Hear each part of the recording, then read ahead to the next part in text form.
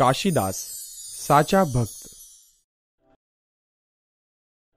બોચાસણના કાશીદાસ શ્રીજી મહારાજના સાચા ભક્ત હતા.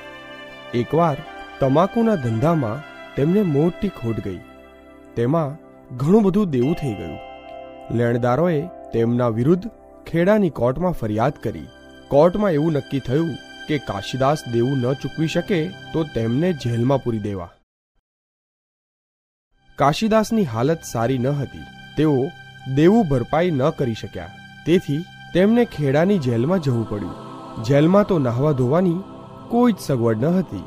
આથી કાશીદાસ વિચારતા, હું નાહ્યા વગર પૂજાપાઠ કેવી રીતે કરીશ, ભોજન કેવી રીતે કરીશ, ગઢડામાં ઉત્સવ પ્રસંગે શ્રીજી મહારાજના દર્શન પણ નહીં કરી શકું. આ બધા વિચારોથી તેમનું મન દુઃખી થઈ ગયું હતું. બીજે દિવસે સવારે ચોકીદાર આવ્યો. તે કાશીદાસ માટે નાસ્તો લાવ્યો હતો. કાશીદાસે ચોકીદારને વિનંતી કરી કે મારે પહેલા સ્નાન કરવું છે.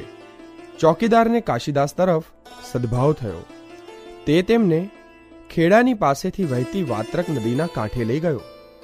તે વખતે કાશીદાસના હાથ બેડીઓથી બંધાયેલા હતા. કાશીદાસે શ્રીજી મહારાજને યાદ કર્યા અને નદીમાં ડૂબકી મારી. જ્યારે નદીમાંથી બહાર નીકળ્યા ત્યારે હાથ પગમાં બેડીઓ ન હતી.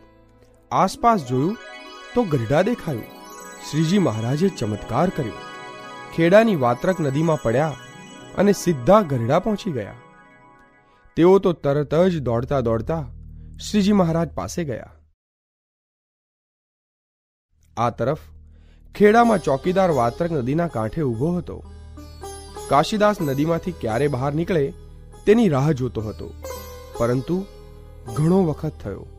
કાશીદાસ બહાર ન આવ્યા. ચોકીદાર સમજ્યો કે કાશીદાસ ડૂબી ગયા છે.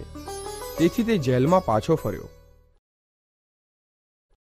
બીજી તરફ ગઢડામાં શ્રીજી મહારાજે કાશીદાસને કહ્યું, 6 મહિના સુધી અહીં રોકાઈ જાઓ, ભજન ભક્તિ અને સત્સંગ કરો.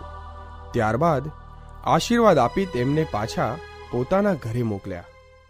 લેણદારો આ ચમત્કારની વાત જાણી નવાઈ પામ્યા. તેમને સમજાઈ ગયું કે કાશીદાસ સાચા ભક્ત છે. આથી તેમણે કાશીદાસનું દેવું માફ કર્યું.